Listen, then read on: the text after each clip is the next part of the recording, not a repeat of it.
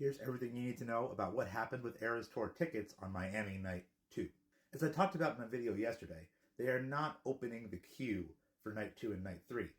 They are instead just dropping tickets, and people who go to the event page sometimes get the map and are able to buy tickets directly. So there's no queue. If you really want tickets, sit there and literally refresh Ticketmaster all day.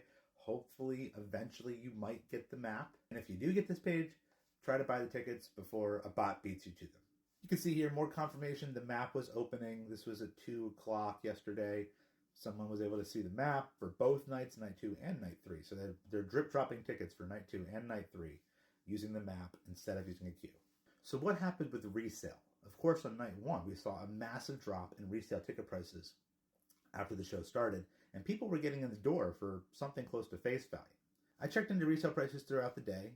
This was around 1 o'clock in the afternoon, and prices were still about the same as usual, maybe a bit higher, cheapest tickets being around $1,000 with something over 200 tickets available. This was around 3 o'clock.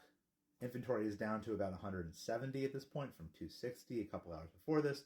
Prices have gone up a tiny bit, but they're still roughly about the same as usual. By 4 o'clock, inventory is down to 140. Again, prices still about normal. This is around 5 o'clock when I was completely convinced what they were doing, dropping tickets through the map instead of a queue, and you can see the inventory actually went back up to 170. Now, we did see the prices start to drop. This is around 6 o'clock. Gracie's getting ready to go on, and you can see here the prices did drop below $1,000 for a lot of seats, but also look at that inventory, only 100-something listings left.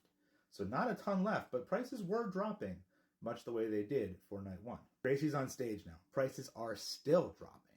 Take a look at this. Now we've got actually side view seats, upper deck side view seats, at under $900.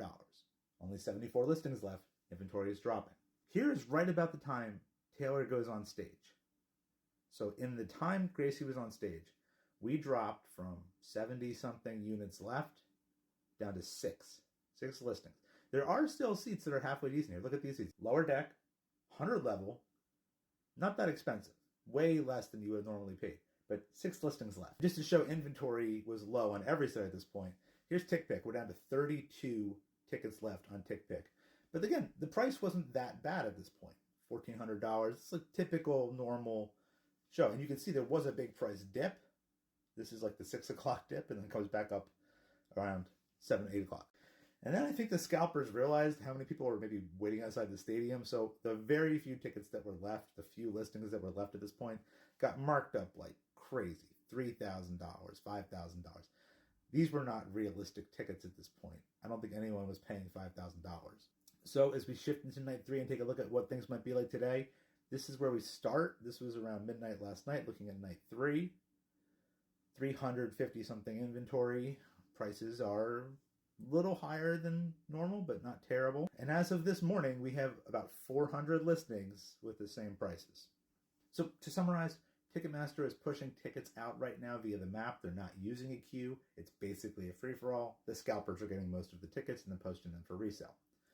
Resale prices did not bottom out with a large inventory like they did for Night 1.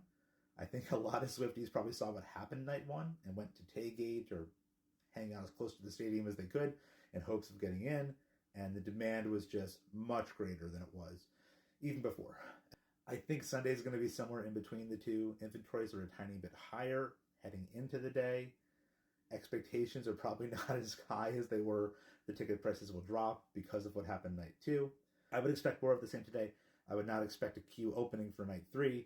I think most of the Night 3 tickets are probably already sold, but they will keep dripping these seats out via the map if there's any that are still unsold.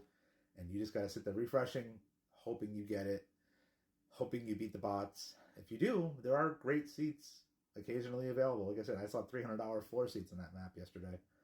Otherwise, we did see the resale price drop. Not as much as Night 1 and not as much inventory as Night 1, but there was a drop between about 6:30 and 7:30 until that inventory just depleted and there was almost nothing left.